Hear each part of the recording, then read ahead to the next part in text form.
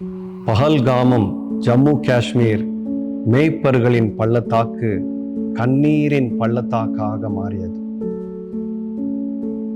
இந்த பகல்காமம் குறித்து சொல்ல வேண்டுமென்றால் இயற்கையினால் நிரப்பப்பட்ட ஒரு இடமாக இருந்தது.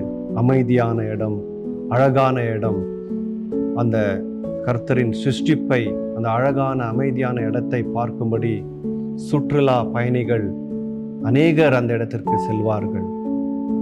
ஆனால் திடீரென்று நடந்த அந்த சம்பவத்தினால் அது சுக்கு நூறாக உடைந்தது. கண்ணீரின் இடமாக மாறியது. பிள்ளைகளுடைய கூக்குரல், மனைவிமார்களுடைய அழுகையின் சத்தம் அந்த இடத்தை நிரப்பியது. இந்த காரியங்களை பார்க்கும்போது வெறுப்பு, கசப்பு, இந்த காரியங்கள் தான் மனதிலே தோன்றுகிறது. அநேக கேள்விகள் ஜனங்களுக்கு எழும்புகிறது.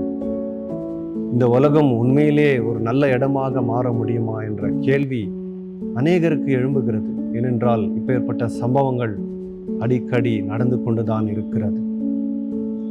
இதை குறித்து நாம் சிந்திக்கும் போது நாம் சிலுவையை குறித்து நாம் நினைக்கும் போது இயேசு கிறிஸ்துவின் அந்த தியாகம், அவர் சிலுவிலே சொன்ன காரியம் நாம் மனதிலே கொண்டு வர வேண்டும்.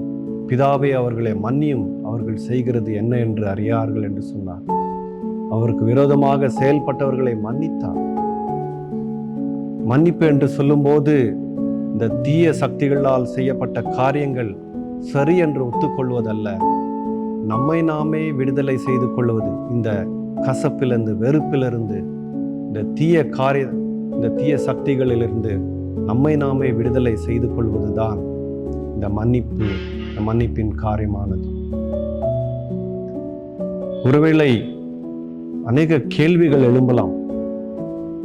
ஏன் இந்த காரியங்கள் நடந்தது என்று சொல்லி நாம் இந்த ஜனங்களுக்காக ஒருவேளை பரிதாபப்படலாம்.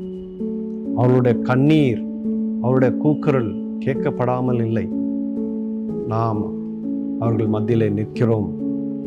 அவர்கள் குணமடையும்படி, அவருடைய வேதனை நீங்கும்படி அவர்களுக்காக நாங்கள் பிரார்த்தனை செய்கிறோம். இந்த தீய வெறுப்பின் சக்திகளை நாம் மேற்கொள்வோம். நாம் தனிப்பட்ட நபர்களாக, சமுதாயமாக, தேசமாக நல்ல மனிதர்களாக நாம் எழும்புவோம். இந்த வெறுப்பு கசப்பை நாம் வெல்லுவோம், மேற்கொள்ளுவோம். நல்ல ஒரு சமுதாயத்தை நாம் உருவாக்குவோம். கர்த்தர் தாமே நம்மளை ஆசீர்வதிப்பார்.